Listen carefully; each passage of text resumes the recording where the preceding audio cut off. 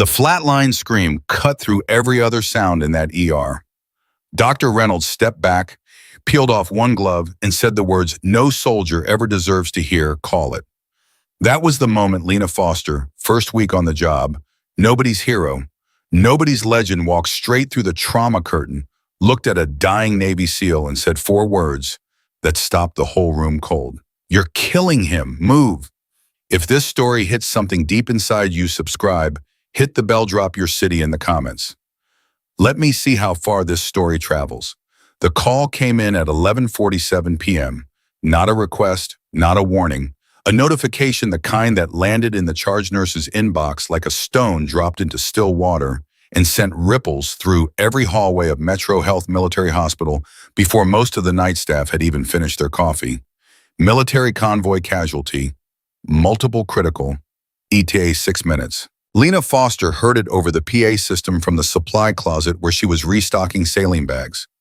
She was 6 days into her position. 6 days of learning where the bathrooms were, what Dr. Reynolds liked in his coffee, black, no sugar delivered, without eye contact, and how to navigate a hospital that ran less like a healing institution and more like a military operation itself. She set down the saline bag, slowly. Something in her stomach went very, very still. The ER charge nurse, a woman named Patricia Owens, who had been running trauma intake for 19 years and had the posture of someone who had personally wrestled death to the floor on multiple occasions, was already barking assignments before the ambulance bay doors swung open. 2 bays prepped. Reynolds is primary on the critical. Gwyn, you take the walking wounded. Foster. Patricia stopped, looked at Lena with the particular expression she reserved for interns who had wandered into the wrong hallway. Foster, you're on intake documentation. You stay behind the line. Understood, Lena said. She said it quietly. She said it the way a person says something they absolutely do not mean. The first gurney came through the doors, and the sound that followed it was controlled chaos boots on linoleum monitors, beeping the sharp mechanical rhythm of a bag valve mask being worked by a paramedic whose arms were already shaking from the effort. The man on the gurney was large, even strapped down, even gray-faced and barely breathing. There was something about him that communicated soldier before anything else did. Wide shoulders, hands that had clearly broken things professionally. A jaw set so hard it looked like it had been chiseled from something that didn't know how to quit. His name, according to the field tag clipped to his vest, was Harris, J. Sergeant First Class, Navy SEAL. Lena stood at the intake desk with a clipboard in her hands and watched them wheel him past, and something happened in her expression that no one in that room was paying close enough attention to notice. Her pen stopped moving. Her eyes tracked him, not with the wide, overwhelmed look of a new nurse encountering her first mass casualty, with something older, something that knew exactly what it was looking at. BP is 60/40 and dropping. The paramedics shouted it even before they cleared the threshold into Bay 1. Tracheal deviation left side. Absent breath sounds. We've been bagging him for 4 minutes, and he's not. I see it. Reynolds moved in with the efficiency of a man who had done this 1,000 times. He was a solid physician, competent, the kind of doctor who inspired confidence, not through warmth, but through the sheer mechanical certainty of his movements. Get me a chest tube set up, stat. His pressure's not going to hold long enough for a chest tube. One of the residents said Dr. Park, 29 years old, still at the point in her career where she said the true thing out loud before she calculated whether she should. Then we work fast, Reynolds said. He didn't look up. Lena had drifted closer to Bay 1. Not inside it, just closer. Her documentation clipboard was still in her hands. Technically, she was doing her job. Technically, she could see the monitors from where she stood. She could see the tracheal shift. She could see exactly what was happening and exactly how much time was left before it stopped being something anyone could fix. 40 seconds passed. Reynolds called for the chest tube. The resident scrambled. A nurse fumbled with the tray. Not her fault the setup had been pulled from the wrong cabinet. The instruments were in the wrong order. It happened in chaos. It was no one's fault, and it was going to cost 30 seconds they did not have. Lena set her clipboard on the counter. She didn't announce it. She didn't ask for permission. She walked to the supply cart, found the 14-gauge angiocath by feel, Not by reading the label by feel, the way someone finds a familiar object in the dark, and she turned toward Bay 1. Patricia materialized in front of her like a wall. Foster, you are not cleared for a trauma response. He has a tension pneumothorax. Lena's voice was flat, informational. Left side. The tracheal deviation has been present for at least 90 seconds. His trachea is shifting right. His jugulars are distending. If someone doesn't decompress that chest in the next 60 seconds, his heart is going to arrest from the pressure, and no amount of chest tubes will matter. Silence. Not complete silence. The monitors were still screaming. The paramedic was still bagging. But the human silence, the particular silence of a room where everyone just heard something that restructured the air that settled over Bay 1 like a hell breath. Reynolds looked up for the first time. His eyes found Lena's across the room. "Who bow?" He said with the careful enunciation of a man controlling his temper. "Is that new intake nurse?" Patricia said. 6 days. She's not. He's going to code in 40 seconds, Lena said. She wasn't talking to Patricia anymore. She was talking to Reynolds, and she was talking to him like an equal, which was the second thing that stopped the room cold in as many minutes. "You know I'm right. Look at his neck veins." Reynolds looked. His jaw tightened. The monitor alarm changed pitch. That specific pitch. The one that meant the conversation was over. "Someone get her gloves," Reynolds said. "Doctor," Patricia started. "Gloves, now." What happened next took 45 seconds. To the observers in that room, the residents, the nurses, the paramedic, who had slumped against the wall from exhaustion, it probably looked like controlled precision. Lena pulling on gloves. Lena locating the second intercostal space mid-clavicular line left side with 2 fingertips like she was reading Braille. The needle going in. The hiss of air. That sound. That singular, unmistakable sound of pressure releasing from a space that had been building toward catastrophe. The monitor changed, not dramatically, not the way it happens in movies where everything resolves in one triumphant moment. It changed incrementally the way a real body responds to intervention with cautious, provisional progress, as if the body itself wasn't sure yet whether it wanted to commit to surviving. But the trachea shifted back. The BP ticked upward. 65. 70. The resident Dr. Park exhaled so hard she had to put a hand on the wall. Reynolds stood very still and looked at what had just happened, and then looked at the woman who had made it happen, and his expression was not gratitude. It was something more complicated than gratitude.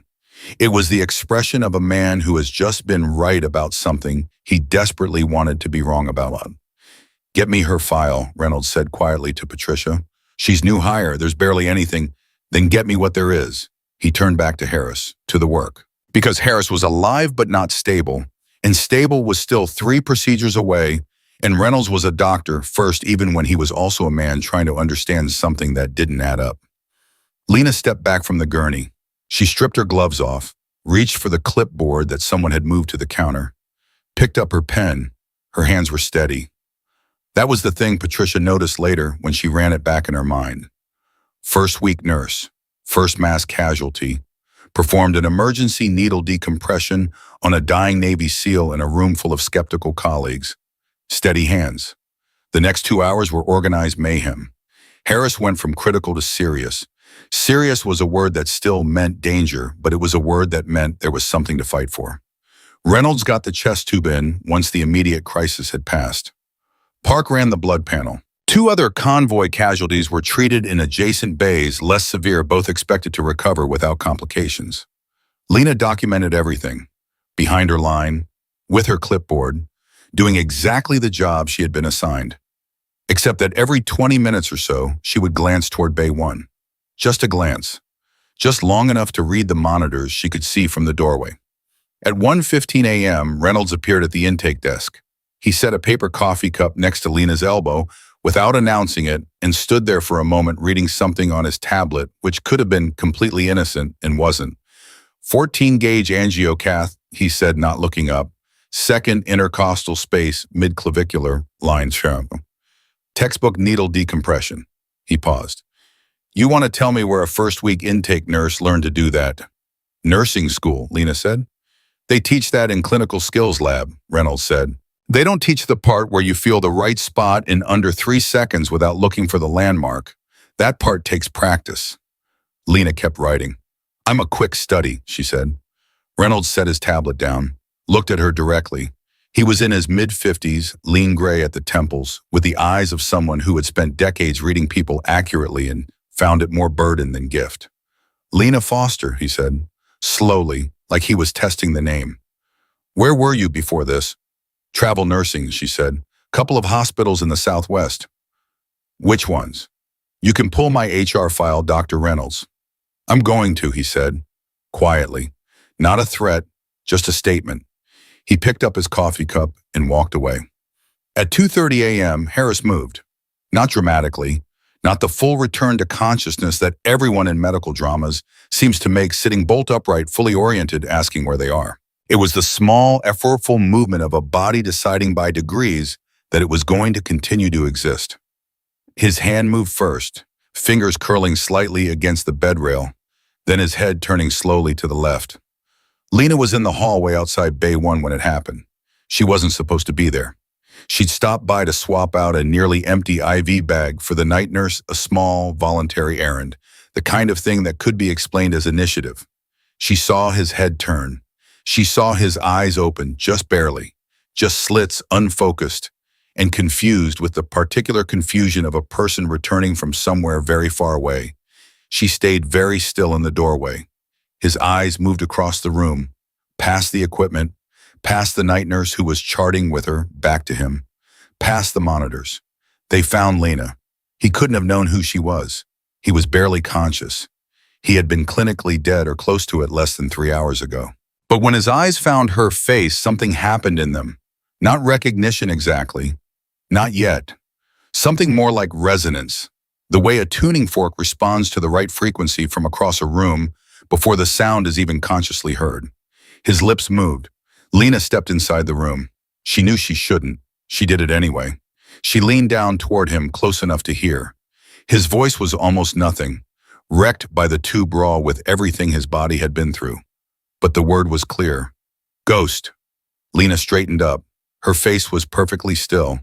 She reached over and adjusted his oxygen line, just a small adjustment, the kind of thing a nurse does automatically, a technical gesture that gave her hands something to do. You need to rest, Harris, she said. Her voice was professional, neutral. She walked out of Bay 1 down the corridor past the supply closet where she'd been standing when the call came in 3 hours ago and into the staff bathroom at the end of the hall. She locked the door. She stood at the sink. She did not look at herself in the mirror for a long time. When she finally did, what was in her eyes was not panic. It wasn't fear.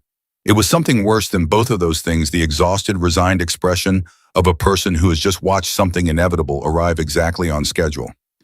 He knew her. Not as Lena Foster, intake nurse, 6 days on the job, unremarkable. He knew what she actually was, what she had been, what despite everything she had done to bury it, she apparently still was given how easily it had come back to her tonight. 2 fingers finding a landmark, a needle going in, 45 seconds to pull a man back from the edge. Ghost had been her call sign. 3 years ago, a different world. A program so classified, it didn't have a name in any file that any civilian oversight committee would ever see. She turned on the cold water and pressed both wrists under the tap.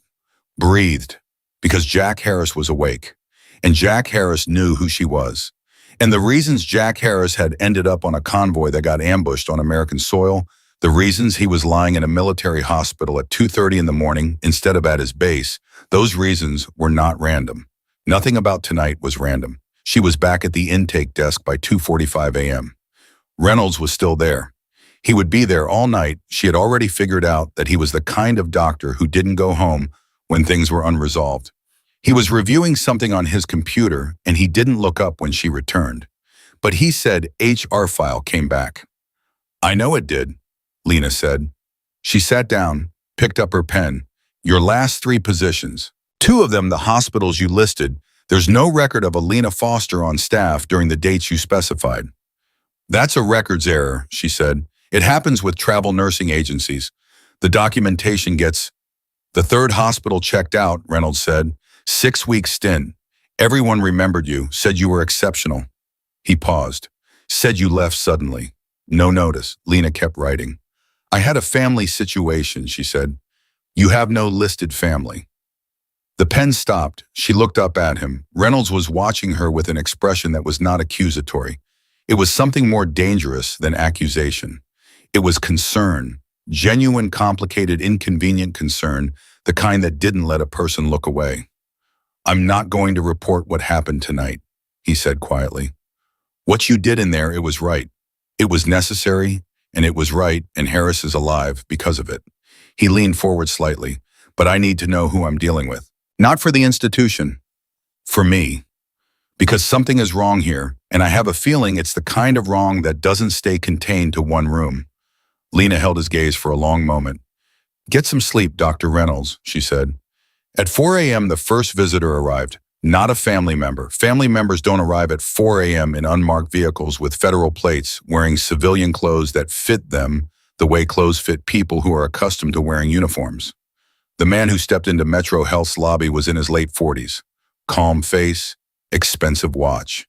The kind of quiet confidence that didn't come from money or education. It came from the specific experience of being the most dangerous person in every room he entered.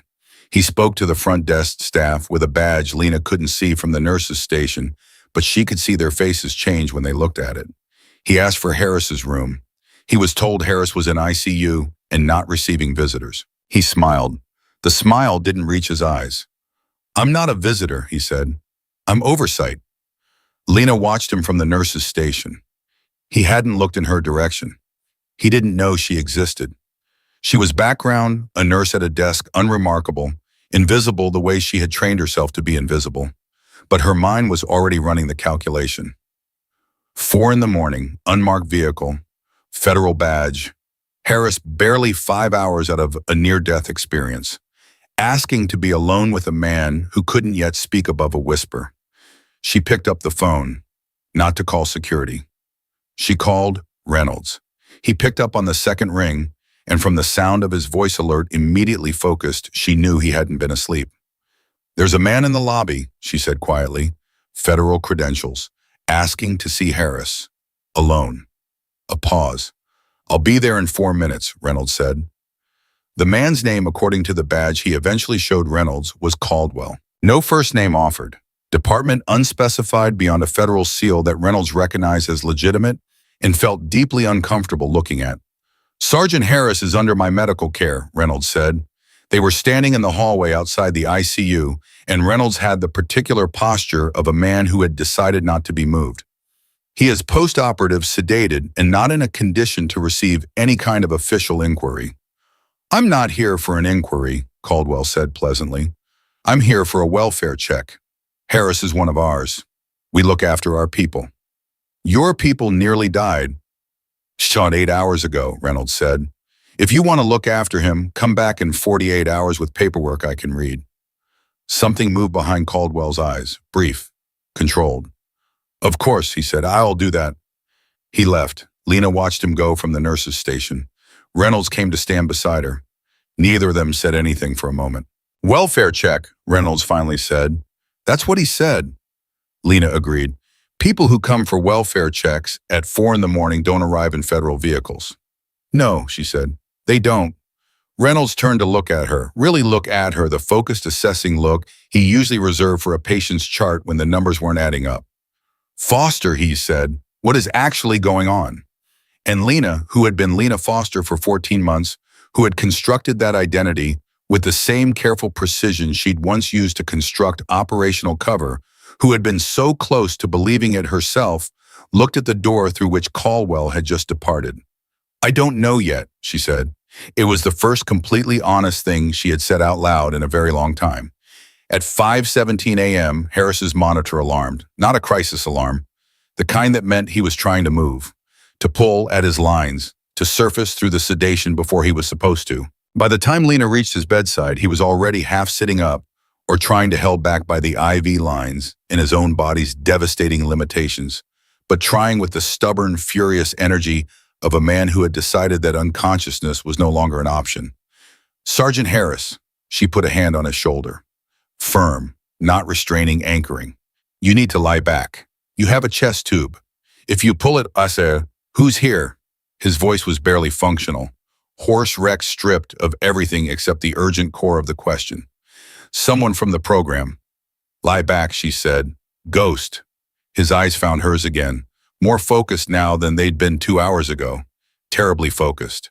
The eyes of someone who had survived things by seeing clearly when everything screamed to close your eyes. I know it's you, I know. My name is Lena Foster, she said. I'm your nurse. And right now, the only thing that matters is that you don't pull out your chest tube at 5 in the morning. He looked at her. She looked at him. Between them in the silence, something passed that could not be documented in any chart. They sent someone, he said quieter, already. Someone came, she said carefully. He's gone now. He'll come back.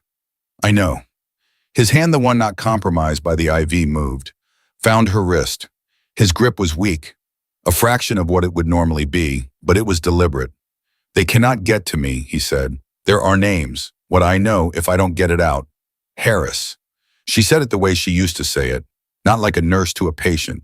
The other way, the way one person says another person's name when they're both standing in the dark and the stakes are absolute. I know. I understand. Then you know we're both already in it. She didn't answer, but she didn't pull her wrist away either.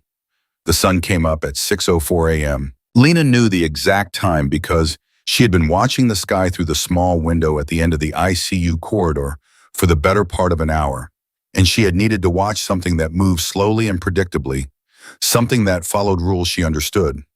Harris was sedated again. Properly this time she had administered the medication herself, had watched him go under, had stayed until his breathing was even, and his grip on her wrist had slowly released. Reynolds found her in the corridor. He was holding 2 coffees. He handed her one without comment. They stood there together for a moment, watching the pale early light change the color of the hallway walls. He said something to you, Reynolds said. Not a question. He was disoriented from the sedation, she said. Lena. He said it differently than he'd been saying it all night. Not Dr. Reynolds addressing intake nurse Foster. Just one human being to another. I've been in medicine for 26 years. I've treated soldiers, federal agents, people with complicated backgrounds and things to hide. I know what it looks like when someone is performing calm. She turned the coffee cup in her hands. What does it look like? She asked. It looks like you, he said simply, right now. The corridor was quiet. From behind her faintly, she could hear the steady rhythm of Harris's monitor. That sound, the evidence of a heartbeat continuing the proof that what she had done at midnight had mattered, grounded her in a way that nothing else had all night. She had pulled him back. And in doing so, she had stepped back into the world she'd spent 14 months trying to leave. Dr. Reynolds, she said, how much do you trust your own instincts? He considered the question seriously the way she had already figured out he considered all serious questions. More than almost anything else, he said. Then trust them now, she said. Something is wrong here, not just with Harris, with how he ended up in that convoy, with who shows up at 4 in the morning to check on a man who nearly died. She paused. And with me, there's something wrong with me being here too. Are you going to explain that? Not yet, she said, but eventually she looked at him. If we do this right, she said, and if Harris makes it through the next 48 hours, eventually, yes. Reynolds nodded. The morning light kept changing. Somewhere outside the city was waking up, pouring coffee, driving to work, completely unaware that in a hospital corridor in the pale early hours, a woman who had spent 14 months trying to disappear had just chosen quietly, irrevocably, the way all real choices are made to be found. Reynolds drank his coffee down to the last cold sip and said nothing else for a full minute after Lena's words settled between them. That was something she had already learned about him. In 6 days, he didn't fill silence with noise. He let things land. It was either his best quality or the one that made him most dangerous to be honest around, depending on the day. 48 hours, he finally said. If Caldwell comes back before then, she said, don't let him near Harris alone. On what grounds do I refuse a federal badge? Medical grounds, post-operative risk. You're the attending physician. Your authority over his care is absolute inside this building. She looked at him directly. Use it. Reynolds studied her for another moment. Then he nodded a single deliberate nod, the kind that meant he had made a decision and intended to keep it. Get some sleep, he said. Your shift ended 40 minutes ago. I know, she said. She didn't move. He almost smiled. Almost. Foster, he'll still be here when you come back. She left the hospital at 6:22 a.m. She sat in her car in the parking structure for 11 minutes before she started the engine. She drove 4 blocks, pulled over, took out the phone she kept in her jacket's interior pocket, not her personal phone, not the one registered to Lena Foster, and held it in both hands. The screen was dark, had been dark for 14 months. She had kept it charged out of habit or maybe out of something she hadn't wanted to name. She put it back in her pocket without turning it on. Not yet. She needed to know more before she opened that door, because once she opened it, it would not close again. Reynolds had been right about one thing. She needed sleep, because what was coming, whatever this was, whatever Harris was carrying, whatever had put a federal ghost in the lobby at 4 a.m, she was going to need to be sharp for it. And she was not sharp right now. She was running on adrenaline and instinct and the fraying edges of a composure she had been maintaining for over a year. She drove home. She lay down on her bed fully clothed. She set an alarm for 3 hours. She was asleep in under 2 minutes. Old training. The body sleeps when it can because it knows it won't always be able to. She dreamed about nothing. That was also training. The alarm pulled her back at 9:40 a.m., and she was already moving before she was fully conscious. She was back at the hospital by 10. Harris was awake, not sedated and surfacing awake, genuinely, deliberately, eyes tracking the room awake. When Lena walked through the ICU door, he was already looking at the entrance like he'd been waiting for it. "You came back," he said. His voice had improved marginally, still rough, but functional. "I work here," she said. She checked his chart at his bedside. Vitals, drainage output from the chest tube, fluid balance. She read it with the focused efficiency of someone who was also buying herself 30 seconds to calibrate. "Your name is Lena Foster," he said, watching her. "That's right. That's not the name I knew you by." "And people change their names," she said. "People in the program change their names," he said, "which is a specific category of people." She set the chart down and looked at him then, fully. Nurse to patient, yes, but also the other thing, the thing that couldn't be pretended away, now that they were in the same room in Deloitte with nowhere to hide. "You need to tell me what happened in," she said. "The convoy. What were you carrying?" He shifted against the bed, winced.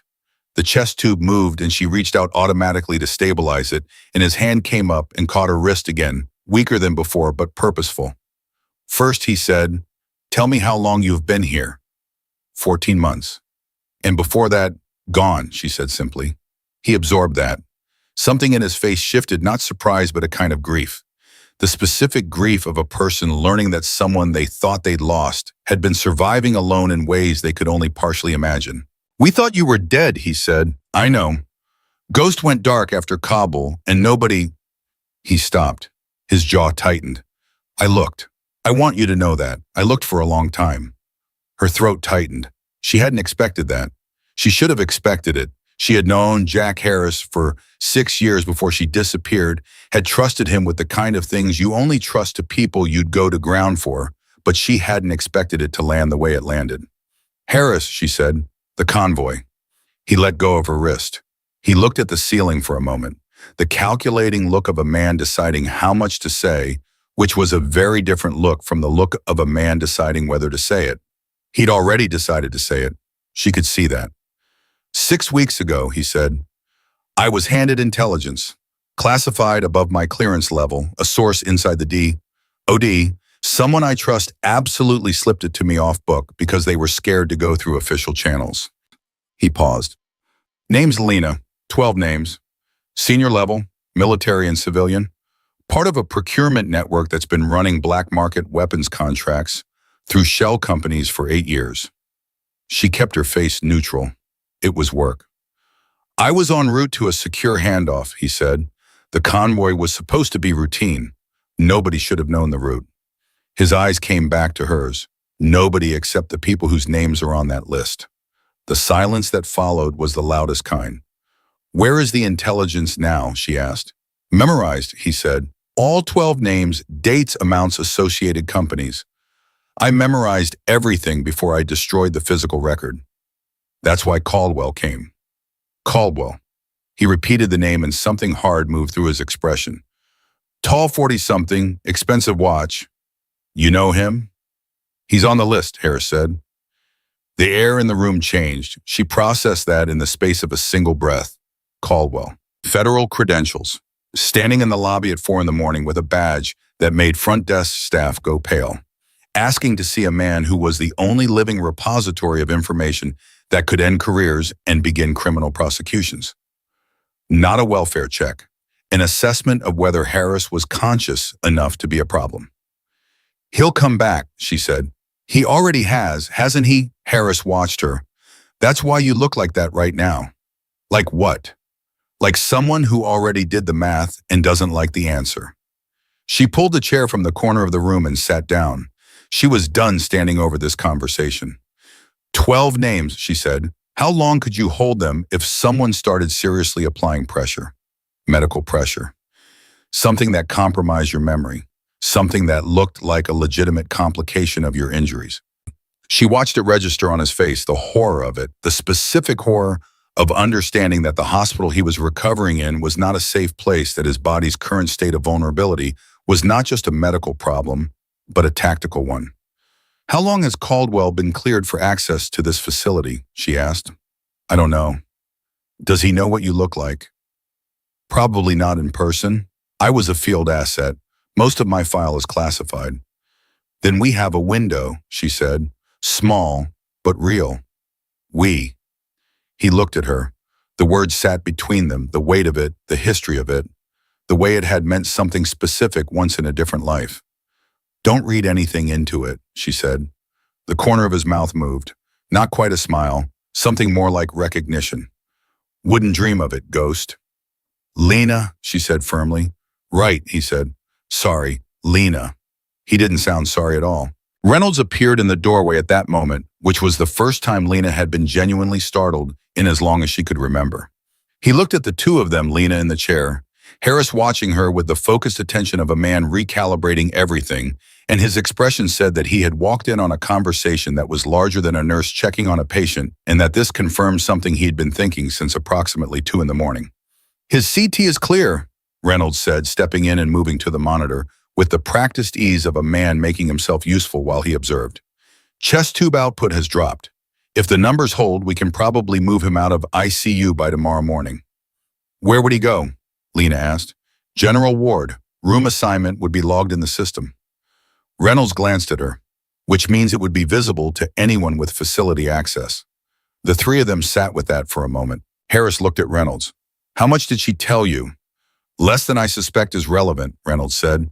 Enough that I didn't go home when my shift ended. He pulled the second chair from near the door, reversed it, and sat with his arms crossed over the back. He looked utterly calm. The kind of calm that Lena was beginning to understand was Reynolds' particular version of being very, very alert. Someone want to bring me up to speed. Harris looked at Lena. She looked at Reynolds. You said you trust your instincts, she said. I did. Then trust this one. The man who came at 4 this morning will come back. He may come back with more people and better credentials and a legal mechanism that makes it very difficult to deny him access. When that happens, Harris cannot be in a room with him. Not alone, not even for 5 minutes. Reynolds absorbed this without visible reaction. Who is he? Someone who should not be walking the halls of a federal medical facility, she said. Beyond that, not yet. Not yet, Reynolds repeated. He looked at Harris.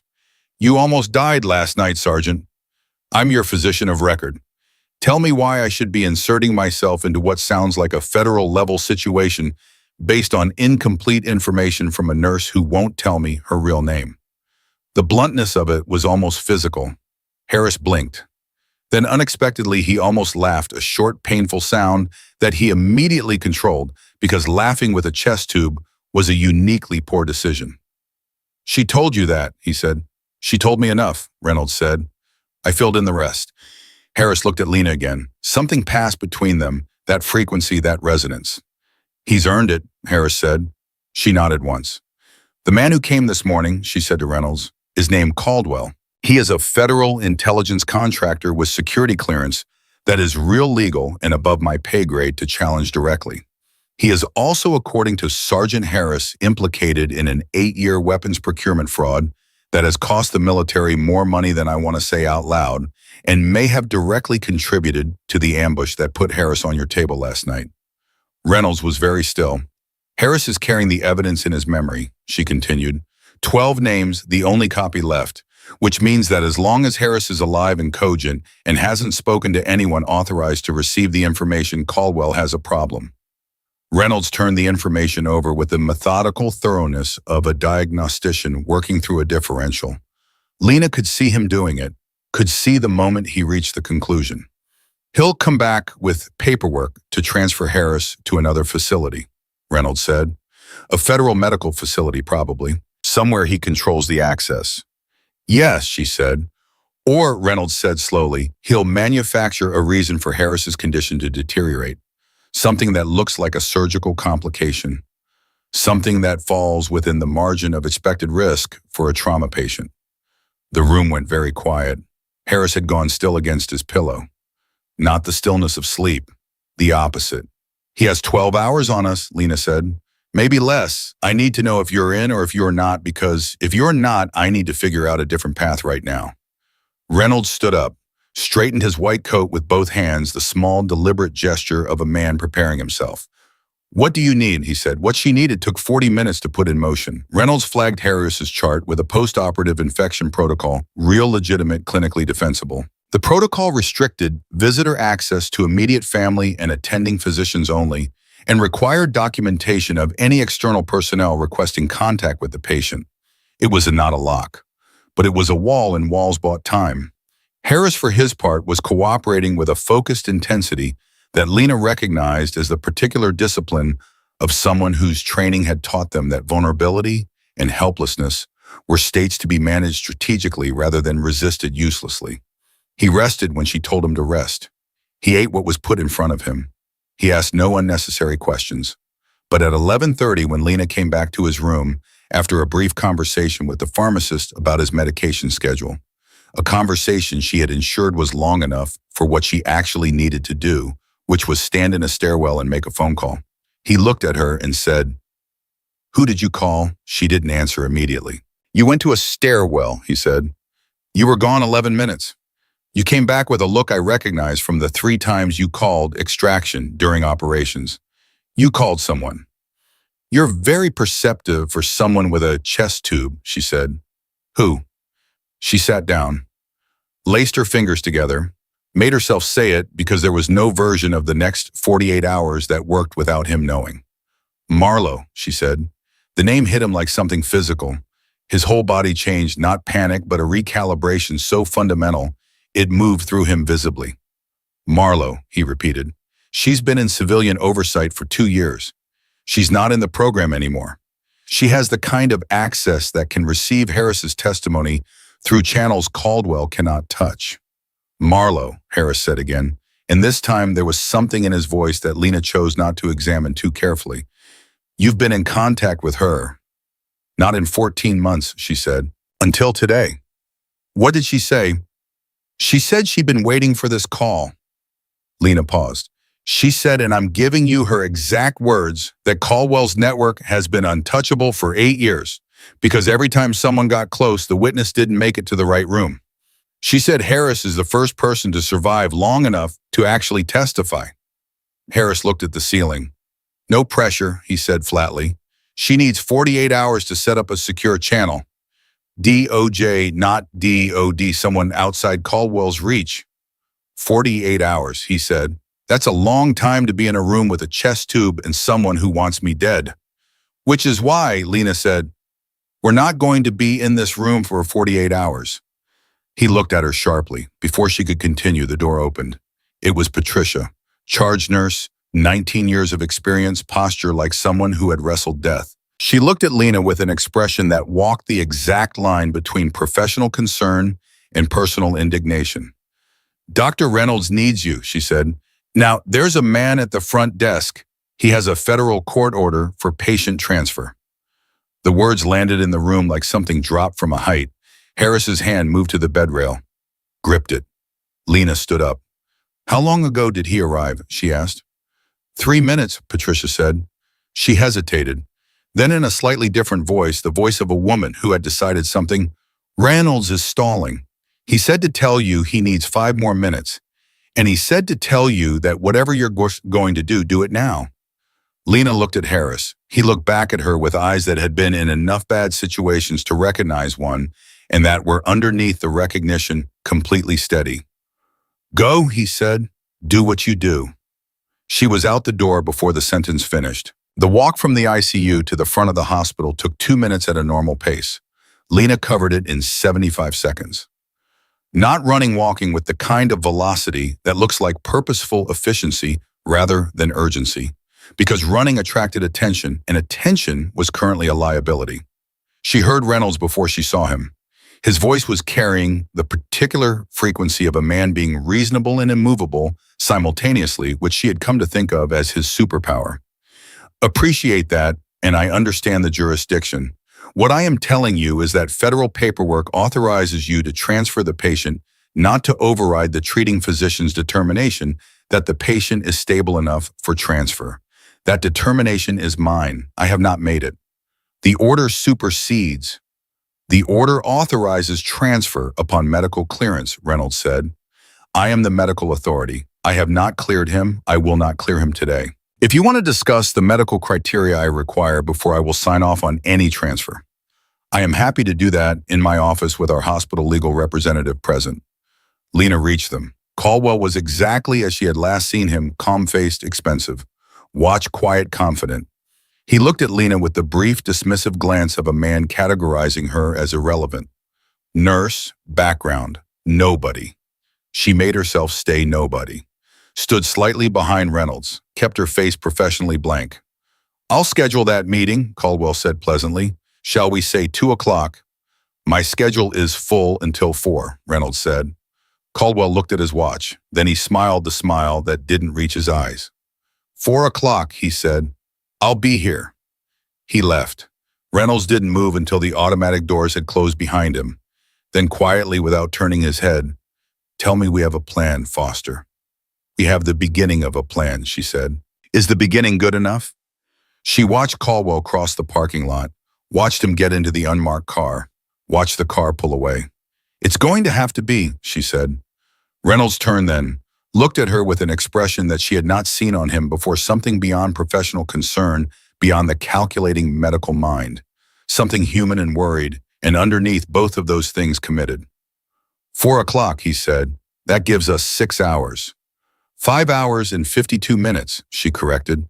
He almost laughed. Didn't. Right. Let's not waste them. They walked back toward the ICU together, and the morning light through the corridor windows was bright and ordinary, the way it always was, the way the world always looked when something irrevocable was already in motion, and the people inside it were the only ones who knew it. Behind them, the front doors stayed closed, for now. 5 hours and 52 minutes sounds like a lot of time until you start spending it. The first thing Lena did when she got back to the ICU was pull up the hospital's internal transfer protocol on the nursing station terminal. Not because she intended to use it, not the standard version, but because she needed to know exactly what Reynolds would be required to sign, what timestamps the system would generate, and whether there was any mechanism by which a transfer order could be logged without triggering an automatic notification to the facility's administrative office. There wasn't. Every transfer generated a notification. That was the problem. The second thing she did was find Patricia. Patricia was at the medication cart reconciling afternoon dosages with the focused efficiency of a woman who had long ago made peace with the fact that most of what happened in this hospital was outside her control and the medication cart was not. She looked up when Lana stopped beside her, and her expression said she had been expecting this conversation. I need to ask you something, Lena said, and I need you to hear it as a nurse asking a charge nurse, not as a new hire asking a supervisor. Patricia set down her clipboard. Those are not separate categories. Today they are. Something shifted in Patricia's face. Not softening, she wasn't a woman who softened easily, but a recalibration, a decision to listen in a different register. Harris, Lena said, if he needed to be moved to a different room within this facility, not a transfer, just a room reassignment, how long would that take to show up in the system? Patricia was quiet for a moment. Depends who processes it. If you processed it. End of day batch update, Patricia said. So 6 hours minimum before the room number populates in the main directory. 6 hours, Caldwell was coming at 4. If Harris was listed at a different room number, a room that was empty or occupied by someone else, it would buy time. Not much, but enough. I need Harris moved to the room at the end of the east corridor, Lena said, the semi-private that's been empty since Monday. Patricia picked up her clipboard again, looked at it for a long moment without reading it. Then she said very carefully, that man who came this morning. Yes. He had federal credentials. Yes. And you're asking me to make it harder for him to find a patient.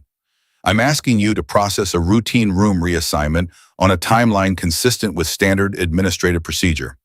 Patricia's jaw was set in the way of a woman who had been in this hospital long enough to have a very clear understanding of the difference between what was right and what was sanctioned, and who had spent 19 years trying to keep those two things aligned while knowing they sometimes weren't.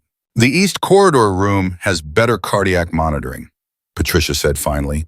Post-operative patients with thoracic injuries benefit from the upgraded telemetry. They do, Lena agreed.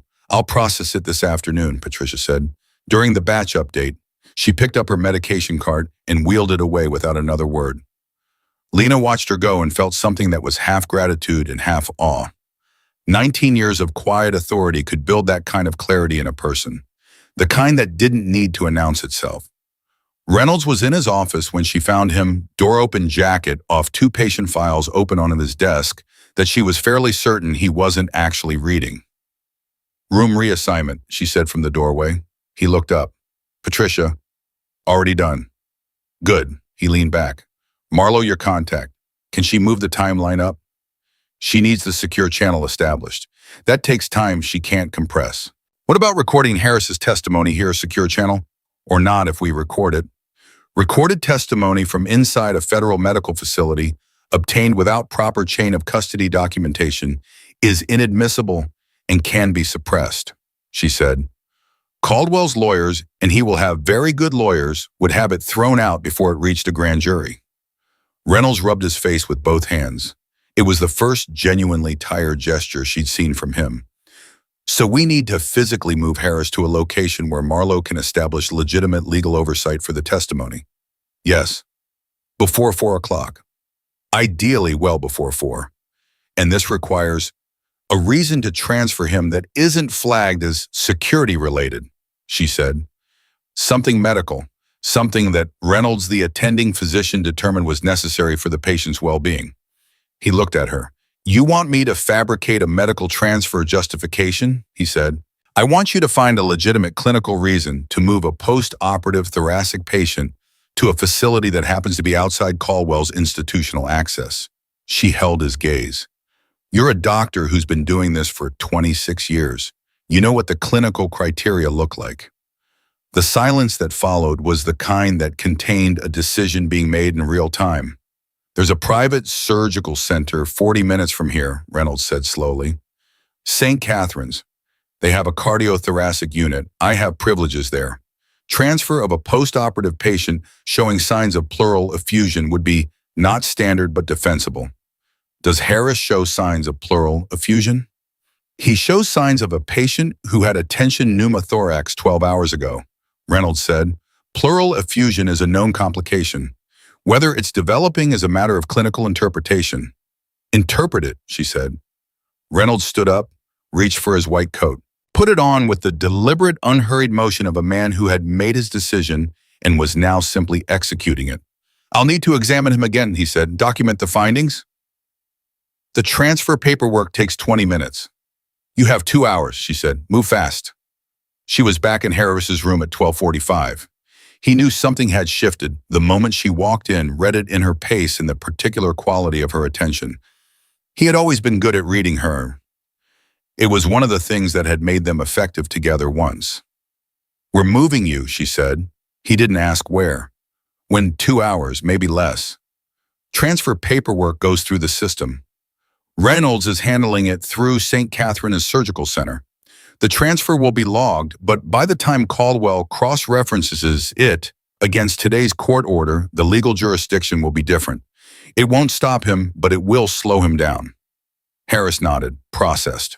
And when we get to St. Catherine's, Marlo is in contact with a DOJ prosecutor named Elaine Voss. She's been building a parallel case against Caldwell's network for 14 months, independent of anything Harris knows. She needs his testimony to complete the chain of evidence. Lena looked at him steadily. 48 hours at St. Catherine's under Reynolds' medical care. Then Voss gets access through a properly established legal channel. And if Caldwell figures it out before the 48 hours, then we improvise. Harris almost smiled. That was always your answer. It was always the right answer. He looked at his hands for a moment, the capable, damaged hands of a man who had spent 2 decades being useful in the worst possible situations and was currently reduced to lying in a hospital bed with a chest tube. The frustration of it was visible. So was the discipline he was using to manage it. There's something you need to know, he said. His voice had changed. Not the rough post-injury voice, the tone. The one that meant what was coming next was the thing he hadn't said yet, the thing he'd been deciding since she walked back through that door. Caldwell didn't plan the ambush alone, he said. He had inside assistance at the convoy's command level. Someone who knew the route. Someone with the rank to change the route without triggering a review. She waited. Colonel Dennis Marsh, he said, base commander at Fort Connolly, 22-year career, 2 combat tours. His daughter went to Georgetown on a scholarship that, if you trace the funding source through 3 shell companies, originates from the same account that paid Caldwell's network for weapons contracts in 2019. Lena was very still. Marsh is base commander at Fort Connolly, she said. Yes, which is the installation that oversees Metro Health Military Hospital. The weight of that landed between them like something structural failing. He has administrative authority over this facility, Harris said. If Caldwell needed access that went above Reynolds' head, he already has it, she said. Through Marsh. She stood up, moved to the window, not looking at anything, thinking. Marsh, base commander. The man whose institutional authority sat above every protocol Reynolds could invoke. If Caldwell went to Marsh, and if Marsh knew Harris was here, the court order was irrelevant. Marsh could order the transfer directly. How long have you known about Marsh? She asked. He's name 11 on the list, Harris said. Why didn't you lead with that? Because I was unconscious for most of the morning. Fair. She turned back. Does Caldwell know that you know about Marsh? If he knows I memorized the list, yes. Does he know you memorized the list? My source told me he suspected it. That's why they moved on the convoy. She pressed her fingers against her mouth for a moment, thinking fast. If Caldwell suspected Harris had the names, all 12 names, including Marsh, then the transfer order wasn't just about silencing a witness. It was about containment, about getting Harris into a facility where the testimony could be managed, suppressed, made to disappear in the particular bureaucratic way that powerful people made inconvenient things disappear. Her phone buzzed, not the Lena phone, the interior pocket. She pulled it out. One message from Marlowe. Voss is ready to move. She needs location. She typed back, St. Catherine's Surgical. 2 hours, 3 seconds. Understood. One problem. Marsh's office made an inquiry to Voss's division 40 minutes ago. They're already looking. Lena read it twice. Exhaled slowly. Marlowe says Marsh has already made contact with the DOJ division handling Voss's case, she said. Harris absorbed this without visible reaction. That was the seal in him, the ability to receive bad information without the reaction consuming the next decision. She had always respected it. Right now, she was grateful for it. So the 48-hour window just got shorter, he said, significantly. How short? I don't know yet. His eyes were steady on hers. What's the move, Lena? It was the first time he had used the name cleanly. Without the irony, without the weight of the other name behind it. Just Lena, asking the question as plainly as it could be asked. She thought about the supply closet where she'd been standing when the call came in. 14 months of careful, quiet construction. Saline bags and intake forms and black coffee and learning which bathroom Reynolds preferred. A life built like a blind, layer by layer, designed to be invisible. She thought about Harris on a gurney, gray-faced and dying. 2 fingers finding a landmark. A needle going in. 45 seconds. Some things you couldn't unlearn. Some instincts didn't retire just because you told them to. We don't wait for 4 o'clock, she said. Reynolds signs the transfer now. We move you in the next 90 minutes. The chest tube travels with you. It's not a barrier to transport, it's a clinical consideration. Reynolds will manage it. In Caldwell's court order, oh, the order is issued to this facility for a patient registered at this facility. The moment Reynolds formally initiates a physician-ordered transfer to St. Catherine's, the order becomes a jurisdictional question. That question will take Caldwell at least 4 hours to resolve through proper channels. And improper channels are what we're trying to stay ahead of. Harris was quiet for a moment. Then he said, Patricia. Lena frowned. What about her? She processed the room reassignment. She's a paper trail. The thought hit her cold. He was right. If Caldwell or Marsh traced the room reassignment, Patricia's name was on it. An administrative footprint that pointed directly at someone who had deliberately helped obscure a patient's location from a federal officer. 19 years, a woman who had wrestled death to the floor on multiple occasions and whose only crime today was being decent. I'll handle it, Lena said. She was in the hallway before the words finished. Patricia was at the nursing station. She looked up when Lena came in fast, and something in her face said she had already been thinking along the same lines because 19 years of this hospital had given her the instincts of a chess player. The room reassignment, Lena said low and quick. I need you to reverse it. Log an error correction. Say the order was entered in error and the patient was never actually moved. Patricia blinked once. He was never moved. We only processed the paperwork. Right. So the error correction is accurate. The patient is still in Bay 2 ICU. The reassignment was a clerical error corrected before execution. Patricia's eyes were sharp, working through it. If someone pulls my access logs, they'll see a data entry error corrected within the same shift. Unremarkable. And Harris will not be here for someone to find. Patricia looked at her for a long moment. Where is he going? Somewhere he'll be safe. That's not an answer. I know, Lena said, but it's the truth. Another one of those long Patricia silences, the kind that contained a full moral calculation being run by a woman who did not run them carelessly. The error correction will be in the system in 5 minutes, Patricia said. Lena nodded, started to move. Patricia's voice caught her Foster. She turned.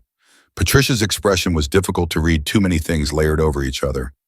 19 years of holding this place together. The specific look of a woman who had chosen a side and knew exactly what choosing a side cost. Bring him back, Patricia said. When this is over, let me know he made it. Lena held her gaze. I will. She meant it. Reynolds had the transfer paperwork drafted in 19 minutes. Lena had never seen him move that fast through documentation without compromising accuracy, and she filed it away as another thing about him that defied her initial read. He was not merely competent. He was precisely calibrated, the kind of physician who had decided long ago exactly which rules served patients and which ones served institutions, and who applied that distinction without apology. He handed her the forms at 1:48 p.m. I documented signs consistent with early pleural effusion, he said quietly. The finding is clinically defensible based on his injury history and current drainage output. If a peer reviewed it, no peer is going to review it, she said. You don't know that. Reynolds, she looked at him. Are you going? He paused. To street. Catherine's Harris needs a physician of record at the receiving facility. You have privileges there. If you're not there when he arrives, the transfer gets administratively complicated. He picked up his jacket from the back of his chair. I'll drive separately. You go with Harris in the transport. You understand what you're doing, she said. Not a question. An acknowledgement. I understand that a patient in my care is in danger from someone who should not have the authority they have, he said. I also understand that the oath I took in 1998 did not include a clause about which patients it applied to. He met her eyes. I went to medical school to keep people alive, Foster. Let me do my job. She nodded. At 2:15, the transport team arrived. 2 medics standard hospital transport vehicle, paperwork signed and filed. To anyone watching, it was a routine inter-facility transfer of a post-operative patient to a specialized cardiothoracic center. Unexceptional. Administrative. Harris was transferred to the gurney with the quiet, economical movement of a man conserving every unit of energy. His face was set. His eyes were clear. When Lena walked alongside the gurney through the ICU corridor toward the transport bay, He didn't speak. Neither did she. There was nothing that needed saying. The action said everything. They were almost to the transport bay when the call came. Lena's work phone, the regular one registered to Lena Foster, vibrated in her pocket. She glanced at the screen. Front desk, internal call. She answered it walking. "Foster," she said. "It's Marcus at the front desk." Marcus, 23 years old, 2 months on the job, earnest, in a way that had survived working intake at a military hospital, which she respected. There are two men here. They're not the same man from before. They have badges, military police. They said they have authorization from Base Commander Marsh for an immediate patient review. Military police. Marsh had moved faster than she calculated, faster than she thought possible. The gurney was still moving. They were 40 feet from the transport bay doors. "Thank you, Marcus," she said, voice completely level. "Please let them know the patient's attending physician will be right with them. Ask them to wait in the family consultation room." They said, "Family consultation room, Marcus. I'll have Dr. Reynolds contact them directly." She hung up. "Harris," she said. "I heard," he said. He hadn't moved, hadn't flinched. He was staring straight up at the ceiling, tiles passing overhead, with the expression of a man doing a calculation. "How far to the bay doors?" 30 feet. "How fast can they move from the family consultation room to the transport bay?" "If Marcus follows the protocol for directing visitors, they take the main corridor. That's a 4-minute walk. And we need but 2 minutes to load you, 3 to clear the parking structure." "And so we have a minute to spare," he said, approximately. "I love your margins." "Ghost," he said quietly. "Lena," she said. "Right," he said. "Sorry." He still didn't sound sorry. The transport bay doors opened. Cold air. The sound of a vehicle idling. One of the medics moved to the back doors of the transport vehicle, opened them, began the practice process of loading the gurney. Lena's phone buzzed again. Not the regular phone. The interior pocket. Marlowe. "Voss has a problem. Marsh filed a preemptive legal challenge to her case division 20 minutes ago. Her supervisor has asked her to stand down pending review." Lena read it once, twice. The gurney locked into the transport vehicle. The medic moved to close the doors. Lena stepped in first and the doors closed behind her and the vehicle began to move. The channel she had been building toward for 6 hours, the DOJ contact, the legitimate legal framework, the clean path that made the testimony admissible, had just been shut down. She sat in the moving vehicle and looked at Harris, who was looking back at her with the focused calm of a man who had been in enough situations to recognize when the plan had just changed. "Marlowe," he said. "Voss is out," she said. A beat. "So Marlowe is the channel," he said. She hadn't said that. But he had reached the same conclusion she was reaching in real time, which was one of the things about Jack Harris's that had always been simultaneously useful and alarming. "Marlowe is not a legal channel," Lena said. "Oh, no," he agreed, "but she's the right person."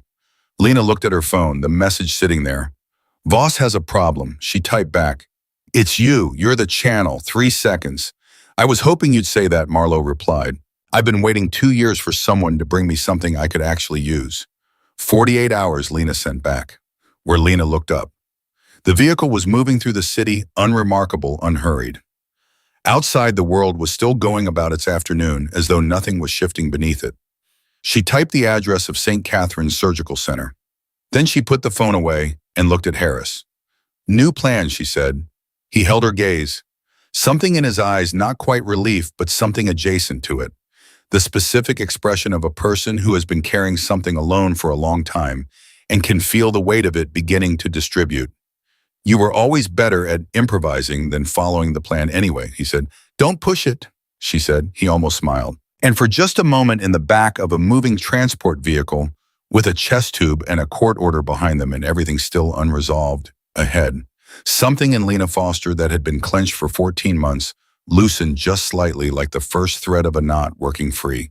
Not safe, not over, but moving, forward, together. The vehicle kept going. St. Catherine's Surgical Center received them at 2:47 p.m. Reynolds had called ahead.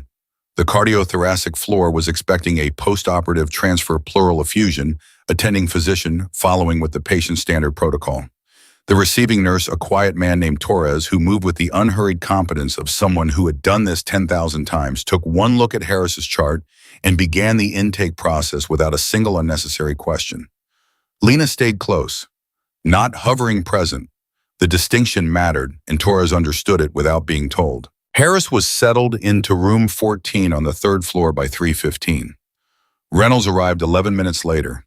He walked in with his jacket slightly rumpled from the drive and a look on his face that said the last 4 hours had cost him something he hadn't fully calculated yet. He checked Harris's chest tube drainage, reviewed the transport vitals, asked 2 clinical questions, and then stood at the foot of the bed with his arms crossed. Caldwell's people went to the ICU at Metro at 2:40, he said. I got a text from Patricia. And, Lena asked, empty room. Patricia told them the patient had been transferred by physician order approximately 30 minutes prior. She was cooperative professional, she gave them the paperwork. He paused. She told me later that one of them put his hand on the counter very slowly and just looked at her for about 10 seconds without saying anything. What did she do? Looked back, Reynolds said. She's Patricia. What do you think she did? Despite everything, Lena felt something warm move through her chest. 19 years in a posture like someone who wrestled death. Of course she looked back. They'll trace the transfer here, Harris said from the bed. His voice was stronger than it had been that morning, not strong but stronger. He was fighting his way back by increments. How long do we have? Transfer paperwork is public record once it's processed through the insurance system, Reynolds said. That processing window is 4 to 6 hours. If Caldwell has access to someone inside the billing department at Metro, which given what you've told me about his reach, I would assume he does, he shortens that to maybe 90 minutes. So we have 90 minutes before they know we're here, Lena said. And Marlowe needs... She's already on her way, Lena said. She had gotten the confirmation text 12 minutes into the transport. Marlowe was driving from D.C. 4 hours out when she sent the message which put her arrival at approximately 6:30 p.m., 3 hours after Caldwell would likely locate them. We need to make this room harder to reach, Reynolds said. We can't lock down a private surgical facility the way we could lock down a military hospital. Lena said, we don't have institutional authority here. I have physician privileges, Reynolds said. That gives me authority over this patient's care and access, not over the facility's security. Then we need the facility's security. Reynolds looked at her. You want me to tell the administration of this hospital that we have a federal intelligence problem in room 14. I want you to tell them that you have reason to believe an unauthorized individual may attempt to access your patient, that this patient is post-operative and at medical risk, and that you are formally requesting security presence at the room. She held his gaze. You don't have to explain Caldwell. You just have to use the right clinical language. He was quiet for a moment. Unauthorized access to a post-operative patient constitutes a medical safety violation. It does. I can document my concerns on clinical grounds. You can. He reached for the room's phone. While Reynolds worked the administration, Lena pulled the chair close to Harris's bed, and they spoke quickly in the economical shorthand of people who had once shared a professional language and found it still lived in them. Marlowe gets here at 6:30, she said. Best case, Caldwell locates this facility at 4:30. That's a 2-hour gap we need to cover. What does Marlowe need from me? Everything you memorize, all 12 names, associated dates, transaction amounts, shell company designations. She'll have a DOJ-cleared recording device and a notarized witness statement template that establishes chain of custody. That's admissible without Voss. Marlowe has her own authority. She left the program, but she went into federal oversight with a specific mandate. Think of her as a bridge between what you know and the legal structure that can receive it. Harris nodded slowly. Then, after I testify, what happens to you? She had been waiting for this question, had been aware of it approaching since the moment she'd typed St. Catherine's address into her phone. I go back to Metro Health, she said. He looked at her steadily. As Lena Foster. As Lena Foster. And if Caldwell or Marsh decides that the intake nurse who helped Harris disappear is a loose end worth addressing, then I'll deal with that, she said. That's not a plan, that's a postponement. I know the difference. Lena. He said it the way he'd said it in the transport vehicle, clean direct. You spent 14 months building a life here. I'm not going to let what I'm carrying destroy it. You don't get to decide what I let it cost, she said, quietly, firmly. He looked at her for a long moment.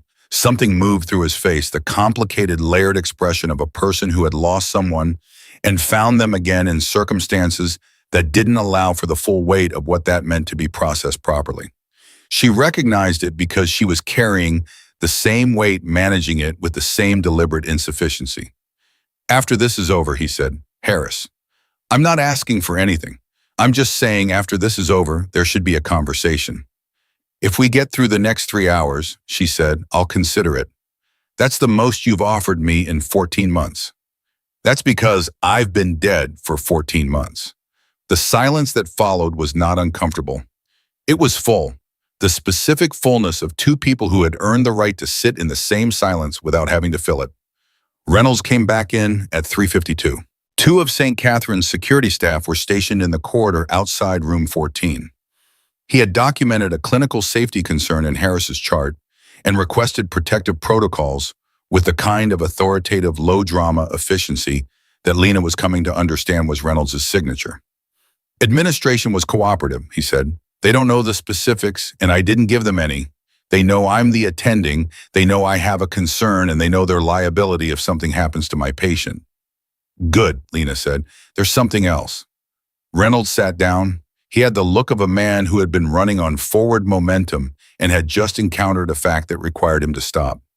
When I called Patricia to thank her for handling Caldwell's people, she mentioned something. She said she overheard one of the MPs at Metro making a phone call in the lobby after she told them Harris had been transferred. She couldn't hear this full conversation, but she heard a name. He paused. She heard the name Kellen, he said. Lena went still. Harris from the bed. Say that again. Kellen, Reynolds said. He looked between them. I don't know what it means. Patricia said it sounded like a first name. Does it mean something to you? Harris and Lena looked at each other. Kellen. Not a name. A designation. Operational code from the same program that had given Lena the call sign Ghost.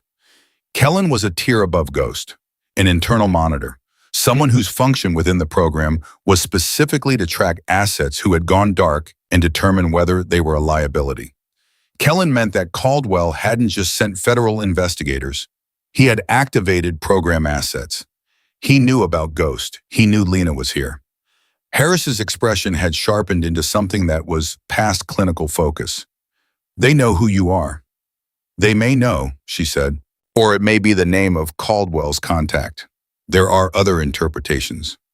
You're too smart to believe those other interpretations right now, he said. She was. She had been believing them anyway because the alternative required a recalibration she didn't have time for. But Harris was right. The appearance of that designation meant Caldwell's reach extended into the program itself, meant someone still active, someone who knew what Ghost had been and where she had gone, was in this network. If they know your identity, Reynolds said carefully, then staying at St. Catherine's as Lena Foster is no longer viable. I know, she said, after Marlowe arrives and Harris testifies. I know, she said again sharper. She pressed her fingers to the bridge of her nose, breathed, let the calculation run. Her life at Metro Health. 6 days of intake documentation and supply closets and black coffee and the fragile daily practice of being an ordinary person. It had been enough for 14 months. It had been, if not happiness, something close enough to peace that she had started to stop bracing for it to end. She had known on some level that this was how it ended, not with a slow fade into normalcy, but with something like this, a dying soldier on a gurney, 2 fingers finding a landmark, and the past arriving exactly on schedule. She had just hoped she would have more time. We focus on Harris, she said. Marlowe gets here at 6:30. We protect the testimony. Everything else is secondary. Reynolds and Harris both looked at her with the particular expressions of people who wanted to argue and had decided this wasn't the moment. She was grateful for it. At 4:17, Torres knocked and entered with Harris's afternoon medication. He administered it with his usual quiet efficiency, noted the vitals started to leave, then stopped in the doorway. There's a woman in the lobby, he said. She's asking for the patient in room 14. She doesn't have a name, just the room number. Lena was on her feet. What does she look like? She asked. Torres tilted his head slightly, the careful look of someone trying to be accurate. 50s, short gray hair, the kind of still, very still, like she's been waiting a long time and she's good at it. Marlowe. Lena let out a breath she had been holding for approximately 3 hours. Send her up, she said. Marlowe had been 53 the last time Lena had seen her, and she was 55 now, and looked it in the way that a particular category of person looks their age not diminished by it, but marked by it the way good leather is marked by use. Her eyes were the same. Gray focused, the kind of attentive that most people mistook for coldness until they were on the receiving end of what that attention could do for them. She walked into room 14, looked at Harris, looked at Lena, and said, I drove 4 hours. Someone tell me we're not too late. Caldwell traced us here at 4:30, Lena said. Best guess.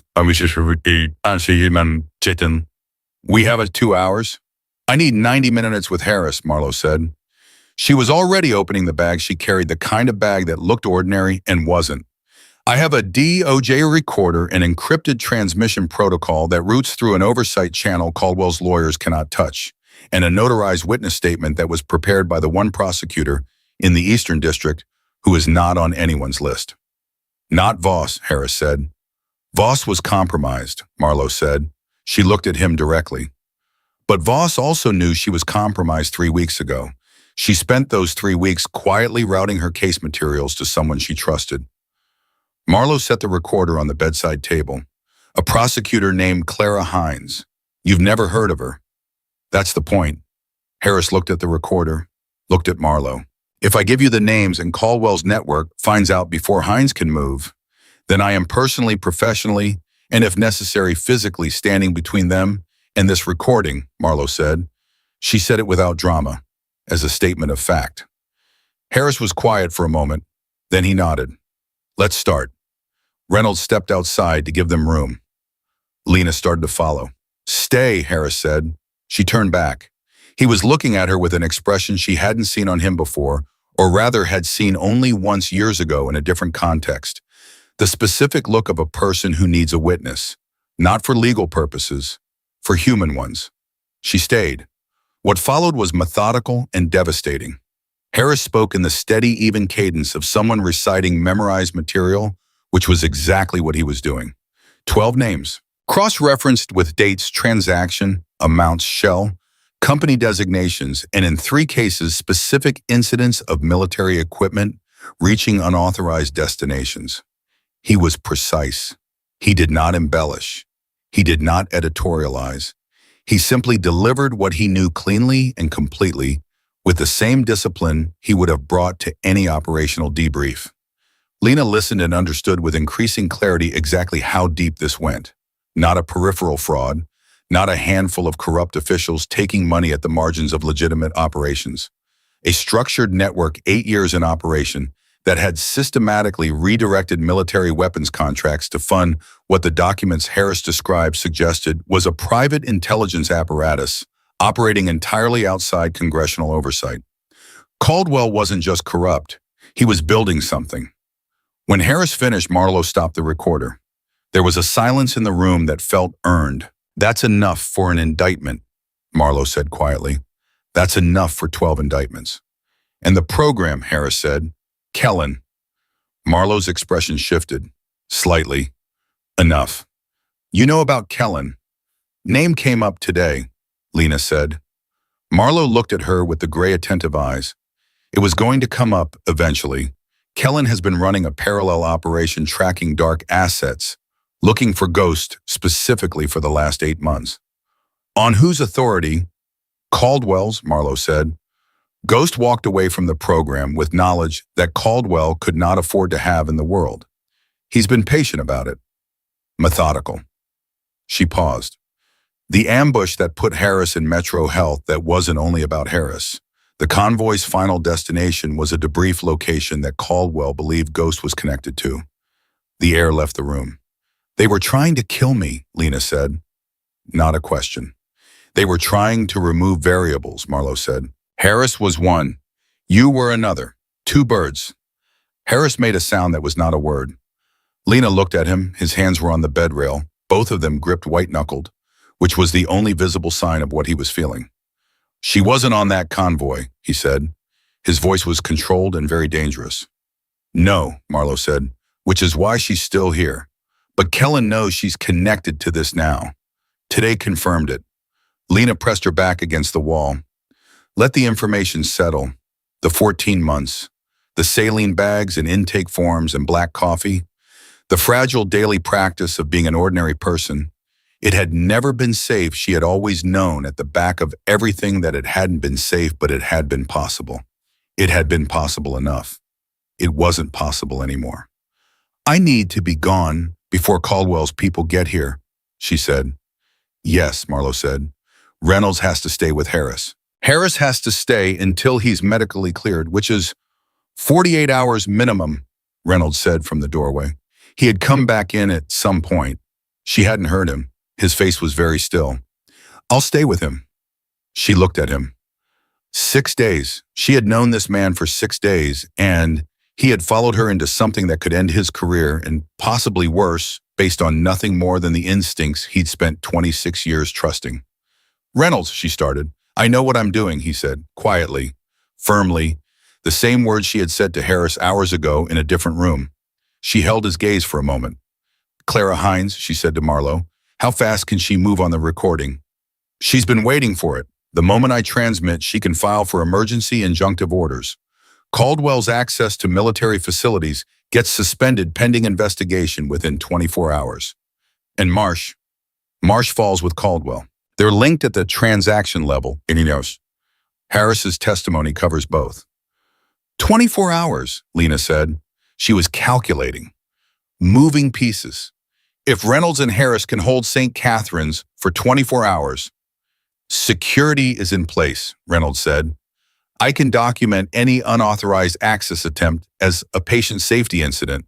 It creates a record. It makes anything that happens here visible. Visibility is protection, Marlowe agreed. Lena looked at Harris. He was watching her with the expression she recognized, the operational face, everything stripped back to the essential. But underneath it, the other thing, the thing that had been there since he'd opened his eyes in Metro Health WCU and found her face across a dark room. Go, he said. Harris, you spent 14 months disappearing. You know how to do it. Go. He paused. Come back when it's over. I don't know where I'm going, she said, which was true. She had a car key in her pocket and the interior phone and Marlowe standing next to her. Beyond that, nothing planned. 14 months of careful construction gone. Yes, you do, he said. She stood there for one more second, looking at the man she had pulled back from the edge of death 20-something hours ago. The man who had set her call sign in the dark like a frequency finding its signal. 24 hours, she said. To him, to Reynolds, to Marlowe, to the room. She walked out. Torres was in the corridor. He watched her pass with the quiet, observant expression of a man who had learned long ago that the most important things that happened in hospitals happened in the spaces between the clinical moments. He didn't ask. She took the stairs instead of the elevator. At the ground floor, she pushed through the side exit into the parking structure and kept walking, not running, walking with velocity. The old discipline, the old instincts, the old muscle memory of a person who had spent years learning how to move through the world without leaving a shape in the air behind her. The afternoon light was angled and golden. The city moved around her indifferent, ordinary, completely unaware. Her phone, the interior pocket, one buzzed. Marlowe, recording transmitted to Hines at 5:02 p.m. She's filing, clock is running. Lena typed back, keep Harris alive. That's Reynolds' job. Your job is to stay out of Caldwell's reach for 24 hours. She kept walking. 24 hours. 14 months she had built a life from nothing. She could survive 24 hours from the same raw material. Behind her, inside St. Catherine's Surgical Center, a Navy SEAL with a chest tube and 12 names in his memory was breathing. Steadily, carefully, by increments. The way a person breathes when they have decided against considerable evidence to the contrary to continue surviving. She had pulled him back. He had pulled her forward. The rest was 24 hours and whatever came after. She walked into the city and did not look back. She found a diner 4 blocks from St. Catherine's and sat in a corner booth with her back to the wall and a cup of coffee she didn't drink. The interior phone was on the table in front of her. She watched it the way you watch something that could either ring with good news or not ring at all, and both possibilities carried equal weight. Outside, the city moved through its late afternoon without her. Ordinary, relentless. The city always looked like that when everything was about to change, just going about its business, indifferent to the fact that somewhere inside it, something irreversible was already in motion. Marlowe had said 24 hours. Clara Hines was filing. The recording was transmitted. The clock was running. What Lena could not stop thinking about sitting in that corner booth was Patricia. 19 years, a medication cart, a look that didn't flinch. She had stepped into something she couldn't fully see and done it anyway because the right thing and the sanctioned thing had diverged, and she had known without flinching which one to follow. Lena had met a lot of people in her life, operational people, trained people, people who had been specifically selected and shaped for courage. Patricia Owen's charge nurse had more of it than most of them. She was going to keep that promise. She was going to let Patricia know Harris made it. That was the thought she held on to while the diner moved around her and the coffee went cold. At 6:08, the interior phone buzzed. Reynolds. She answered before the second vibration. Talk to me. Caldwell's people arrived at 4:43, he said. His voice was steady but carrying something underneath the controlled frequency of a man reporting from a situation that was still active. 2 federal agents. Real credentials this time, not just the badge. They had an amended court order for immediate patient access. And I invoked medical privilege, post-operative patient hemodynamic instability. I documented a blood pressure drop at 4:15, clinically defensible. They couldn't touch him. A pause. They pushed hard. One of them told me I was obstructing a federal investigation. What did you say? I told him that my patient's blood pressure was 85/50 and that if he wanted to have that conversation, he was welcome to do so in writing with our hospital counsel present. Another pause. He didn't like that. I wouldn't expect him to. They're still in the building, Lena. They're not leaving. They're sitting in the family consultation room and they are waiting for something. She processed that, waiting, not pushing through Reynolds's clinical firewall waiting, which meant they were waiting for authorization from above, for Marsh, for something that superseded Reynolds' medical authority. Has anyone from Fort Connolly contacted the administration? She asked. Not yet, but he stopped. Reynolds, there's a man on the floor, he said. Not the federal agents. Different. He came in 40 minutes ago, presented as a family visitor, and Torres flagged him because Harris has no listed family. He's been in the corridor, not doing anything, just standing. Kellen, not Caldwell's lawyers, not the federal agents, the other kind of problem, the kind that didn't file paperwork. Get Torres to call security, she said. Now, not later. I already did. Security asked him to move to the waiting area. He complied. He's still in the building. Is Harris's door locked? From the inside, yes. Keep it that way. Don't open it for anyone who isn't you, Torres, or the 2 security staff. Understood. Reynolds' voice dropped slightly. What are you going to do? Come back, she said. Lena, if Kellen is... I'm coming back, she said. Give me 20 minutes. She was on her feet before the call ended. Coffee untouched. Corner booth empty. She was out the diner door and moving, not back to the front entrance of St. Catherine's. She had used that exit once already, which meant if anyone was watching the building, and she had to assume they were, it was noted. She needed a different approach, the kind that didn't require walking past the family consultation room where Caldwell's agents were sitting with their court order and their patients.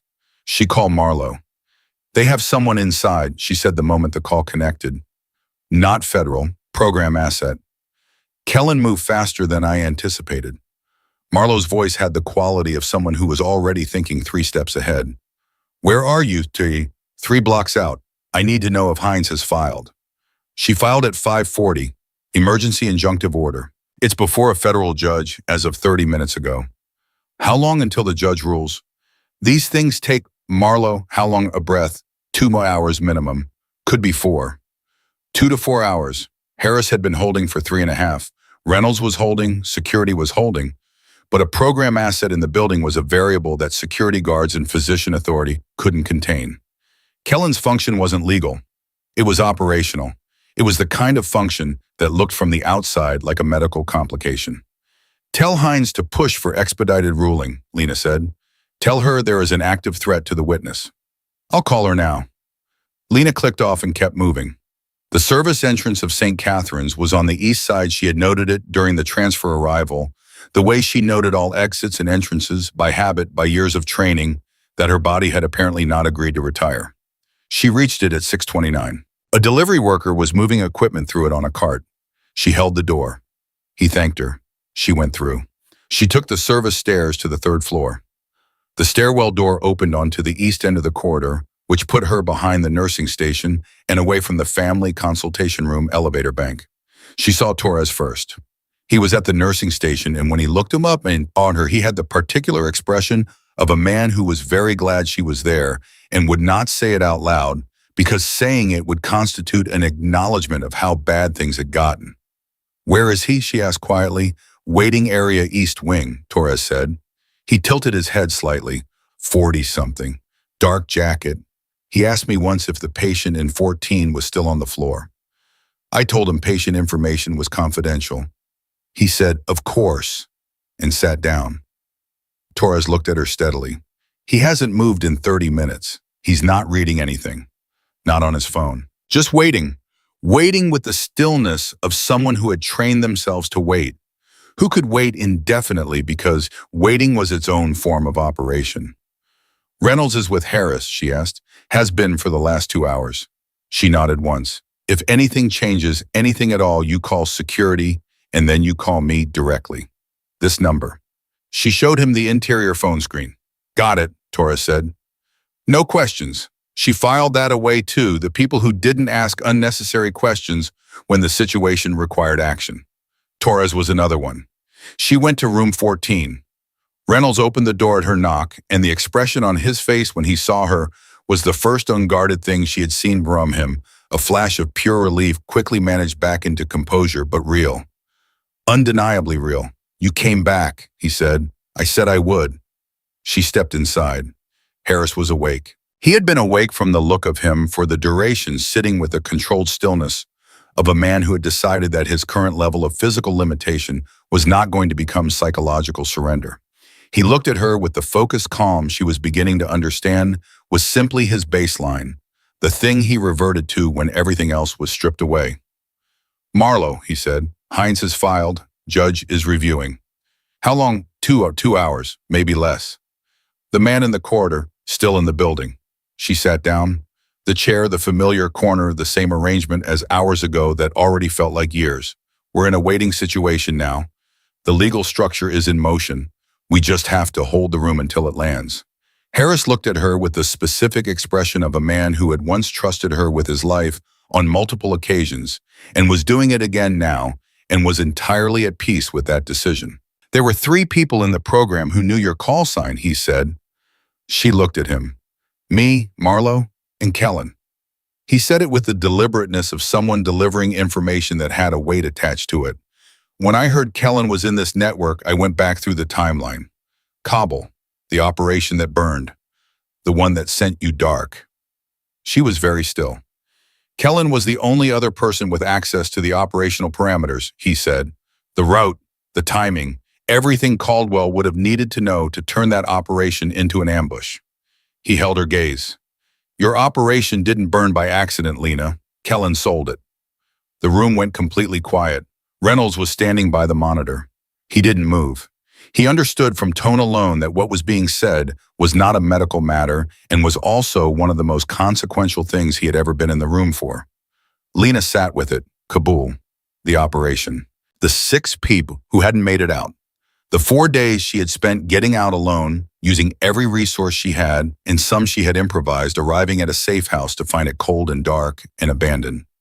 The 14 months of building a blind named Lena Foster because Ghost was dead and needed to stay that way.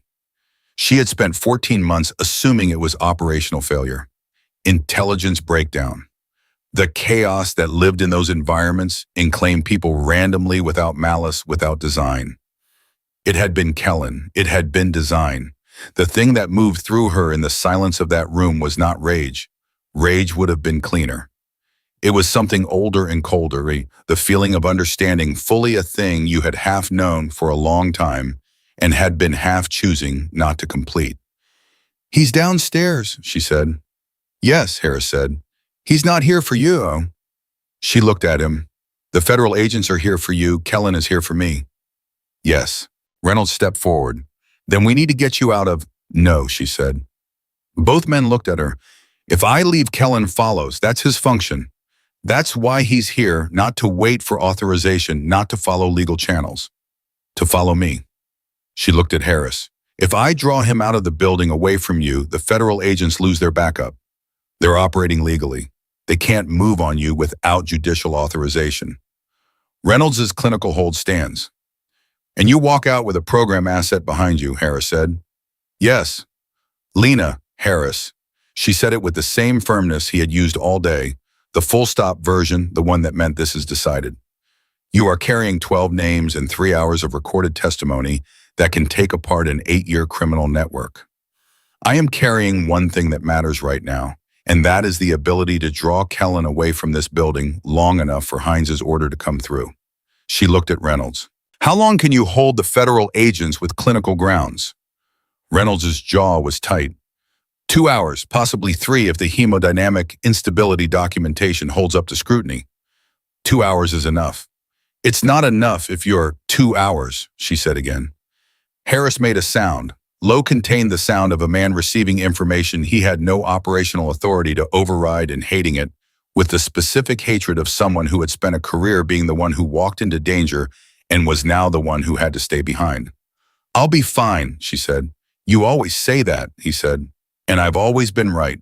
Something broke in his expression for just a second. Not collapse, a fracture controlled the kind that a person allows because they are human and the situation earns it. "Come back," he said. The words were quiet and simple and carried everything that couldn't be said in a hospital room with the clock running. Everything that had been building for 6 years and derailed for 14 months and found its way back to this room at this hour. "I will," she said. She meant it the way she had meant it to Patricia, fully without reservation, as a promise rather than a comfort. She stood up. Reynolds caught her at the door, his hand on her arm, light, brief, the gesture of a colleague, and something more than that. "Be careful," he said. It wasn't a platitude. It was a physician's specific personal instruction to a specific person he had decided over the course of one extraordinary day mattered to him. "Take care of him," she said. He nodded. She walked out. Torres watched her pass. She made brief eye contact. He understood. He picked up the nursing station phone. She went to the elevator, pressed the lobby button, stood in the elevator with her hands loose at her sides and her breathing even, and the old muscle memory settling through her like water finding its level. The elevator opened to the lobby. She walked through it slowly, not running, not hiding, visible, purposeful. She walked past the reception desk, past the seating area toward the main entrance. She felt him before she saw him, the shift in the room's attention, the specific quality of being tracked by someone who was very good at it. She pushed through the front doors without looking back. The evening air was cooler than the afternoon had been. She walked toward the parking structure across from the building, and she counted her steps and she listened. Footsteps behind her 30 seconds after she cleared the doors, measured, unhurried. The footsteps of someone who was confident and had no reason to rush. She went into the parking structure. Level 1. The fluorescent lights hummed overhead, steady and cold. The footsteps followed. She stopped at the third row of vehicles, turned around. Kellen was 42 years old. She knew this because she knew his file the way she knew all the files from that world, by necessity, by the professional intimacy of people who operated in the same dark spaces and needed to know who else was there. Average height, unremarkable face, the kind of person who could stand in a hospital corridor for 30 minutes and have nobody remember him an hour later. He stopped 10 feet from her, looked at her with the dispassionate assessment of a professional. "Ghost," he said. "My name is Lena Foster," she said. "Not anymore," he said. "I don't think you've been Lena Foster since about 10:30 last night." "That's when it came back, isn't it? You put that needle in and it came back." He tilted his head slightly. You can't actually turn it off. None of us can. I'm not here to debate identity with you, she said. No, he agreed. You're here to keep me away from Harris's room. He almost smiled. Not the Caldwell smile, something more genuine, which was somehow worse. I understand the play, it's smart, but I've been running assets for 11 years. I know what a delay tactic looks like. Then you know this one is working, she said, because Harris's testimony has been transmitted. It's with a federal judge right now. The window you came here to close has been closed. The almost smile faded. Caldwell's network is over, she said. The procurement and records, the shell companies, the names, including yours because you're on the list, Kellen. Harris remembered everything and Marlowe had the recording equipment and Clara Hines has been waiting 14 months to file. She watched his face. The ambush in Kabul, the 6 people who didn't come out. That's also in the record. Something moved through his expression. Not guilt, she didn't expect guilt from him. Something colder and more pragmatic. The calculation of a man who has just had the architecture of his position restructure in real time. You have 2 options, she said. You walk back into that building and do whatever Caldwell is paying you to do, and you add to a criminal record that is already comprehensive enough to end your life as a free person. Or you walk away from this parking structure right now and let whatever happens next happen without your participation. That's not much of an offer, he said. It's the only one I have, she said. I'm a nurse. I don't make deals. I'm telling you the math. Silence. The fluorescent lights hummed. Somewhere above them, the parking structure held its breath. Kellen looked at her for a long moment. The professional assessment, the calculation. Then he looked at the ground. Briefly, the gesture of a man putting something down that he's been carrying for a long time and has finally run out of reasons to hold. The Kabul operation, he said quietly. I want you to know that's not something He stopped. Don't, she said. Not right now, maybe not ever. She held his gaze. Walk away. He looked at her one more time, then he walked away, past her, toward the parking structure exit. His footsteps steady and deliberate and fading. She stood where she was until she couldn't hear them anymore. Then she sat down on the concrete, just for a moment. One moment of sitting with both hands on her knees and her breathing uneven for the first time all day. The first fracture in the composure, the first acknowledgement to her own body that what it had been doing for the last 18 hours was not ordinary and could not be sustained indefinitely. Kabul, 6 people, 14 months, 1 ordinary corner booth in a diner where she had lived a careful provisional life and almost believed it was permanent. She breathed. Then she stood up. Her phone buzzed. Interior pocket. Marlowe. Judge ruled. Injunctive order granted at 7:14 p.m. Caldwell's facility access suspended pending investigation. Federal agents at St. Catherine's have been notified. Hines is filing for Caldwell's arrest tonight. She read it once, twice. She typed back Kellen. I'll handle Kellen. Go back to your patient. She almost laughed. It came out as a breath, hard and short, and releasing something that had been compressed since approximately 11:47 the previous evening. She walked back across the street and through St. Catherine's front entrance and took the elevator to the 3rd floor and walked down the corridor. And Torres looked up from the nursing station with an expression that said everything had changed in the last 40 minutes and he was glad to see her back. The federal agents left, he said, 15 minutes ago. Someone called them. I know, she said. She knocked on room 14. Reynolds opened it. He looked at her, a full look, the kind that checked all the things a doctor checks without being asked, and then he stepped aside. Harris was still sitting up, still awake, still the focused, disciplined stillness. But when she walked through the door, his whole face changed in a way she doubted he was aware of the shift of someone whose internal weather moves from storm watch to something that could eventually become clear. Kellen, he said, gone. Caldwell. Hines is filing for arrest tonight. He closed his eyes for exactly 3 seconds. Not long, just long enough for the body to process something it had been braced against for a long time. When he opened them again, they were clear. The names, he said, they're going to hold. They're going to hold, she said. Reynolds stood at the window with his arms crossed and the particular expression of a man who has spent his career in emergency situations and still finds himself occasionally surprised by the extreme capacity of human beings to simply endure. "I need to call Patricia," Lena said. "You do?" Reynolds agreed. He almost smiled. "She's been texting me every 20 minutes. She made the call. Standing in the corridor outside room 14, back against the wall, the way this whole day had been lived in corridors, in between places, in the spaces where things were decided and then acted on before anyone could think better of it. Patricia answered on the first ring with the focused briskness of a woman who had been waiting for exactly this call.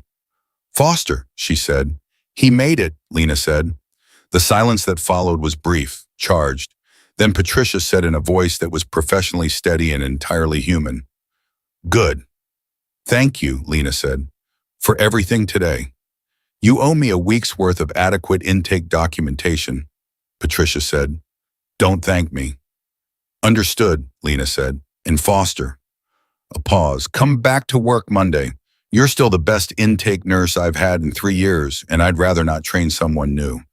Lena stood in the corridor and felt something she hadn't felt in 14 months. Not safety. The situation was not resolved, would not be resolved cleanly or quickly.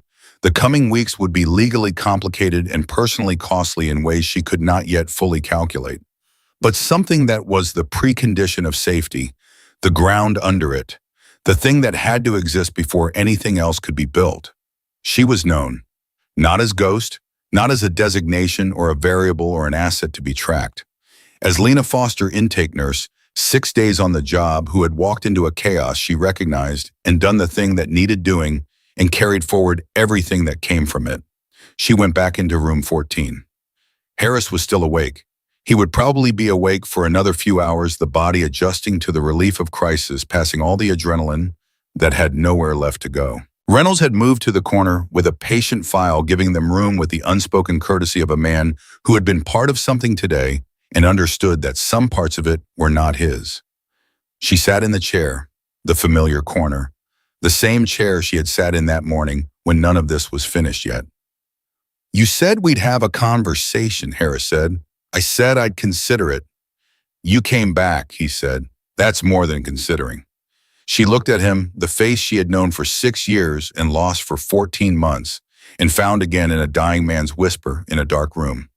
The face that had held steady through a chest tube and a court order and 12 names and Kellen and everything in between. "When you're out of that bed," she said, "that could be a few weeks. Then we have time to think about what we want to say." Something in his expression settled. Not the operational stillness, something warmer and more complicated than that. The expression of a person who has been given something they weren't sure they'd get and is being careful with it, the way you're careful with things that matter. "You know what I thought about," he said, "when I was on that gurney and I was sure I was going to die? Not the operation, not the names, not any of it." He paused. "I thought about the fact that you were gone and I never got to tell you that you were the best person I ever worked alongside. Not the most skilled, not the most trained, the best." She held his gaze. "That's a high bar," she said, "given who you've worked with." "That's why I said it." The monitor kept its steady rhythm beside him. The sound of a heartbeat continuing, the same sound she had been listening to since midnight. The sound that had pulled her into this room and this story and everything that followed from it. It was an ordinary sound, mechanical and persistent and indifferent to everything happening in the room around it. It was also the most extraordinary sound she had heard in 14 months. Reynolds came to the bedside at 9:45 to check Harris's drainage and vitals, and he did it with the quiet, thorough attention of a physician who had decided this patient was going to receive the best care he was capable of for as long as was required. He adjusted the chest tube positioning without comment, updated the chart, and then stood for a moment looking at both of them with the expression of a man who had walked into a supply closet and saline bag kind of day and arrived somewhere entirely different. "I'm going to need a much longer conversation with both of you," he said. "Eventually." "Eventually," Lena agreed. "Not tonight," he said. "Tonight Harris sleeps. And you," he looked at her, "go home, Foster. You've been awake for approximately 22 hours. "I'm fine," she said. "You are currently operating on adrenaline and determination, which is not fine. It is impressive, but it is not fine." He was firm, unhurried, completely certain. the voice of someone who had earned authority through 2 decades of being right about human limits. Go home. Come back in the morning. He'll still be here. She stood, looked at Harris. He met her eyes with the clear, steady gaze that she was beginning to understand was simply what Jack Harris looked like when he was at peace. Not happy peace was a more durable thing than happiness. The look of a person who has come through the thing they thought would kill them and is standing on the other side of it, present and alive. Monday, she said to him. Monday, he said back. She walked out of St. Catherine's Surgical Center at 9:51 p.m. and drove home through a city that was, as it always was, completely unaware of everything that had happened inside it that day. The streets were lit and ordinary. The radio played something she didn't listen to. The drive was 23 minutes, and she used all of them to simply be in the car, breathing present, in the specific and irreplaceable way of a person who has just lived through something they weren't sure they would. She parked, sat, looked at her hands on the steering wheel, the same hands that had found a needle at midnight and put it in the right place. The hands of a woman who had spent 14 months pretending the thing she was best at wasn't the most essential thing about her, and who had been proved wrong by a dying soldier on a gurney and the simple, unavoidable fact that when it mattered, she knew exactly what to do. Lena Foster went inside, lay down, and slept. Not the trained sleep of someone conserving energy for the next operational window. The sleep of a person who has done what they came to do and has for now earned the rest. Jack Harris was alive. The testimony was on record. The names were in motion. Caldwell's network was coming apart at the seams, and Clara Hines was awake somewhere in the Eastern District doing the work that put powerful, corrupt men in rooms they could not leave. And Ghost, the call sign, the designation, the version of herself she had spent 14 months trying to bury, had turned out to be not a burden, but a tool. The sharpest one she had. The one that saved a life when nothing else could. She didn't need to be Ghost anymore. She had never needed to disappear. She had only needed to find the place where what she was could be used for something that mattered, and she had found it in an ER at midnight, with a flatline screaming, and a room full of people who had already decided it was over. She had decided it wasn't. That was the whole story. That was always the whole story. Some people come back from the edge. Some people pull others back from it. And some people, the rare extraordinary ones, do both at once in the same breath, without knowing yet which one they're doing until it's already done. Lena Foster was that person. She had always been. And now finally, irrevocably, she knew it too.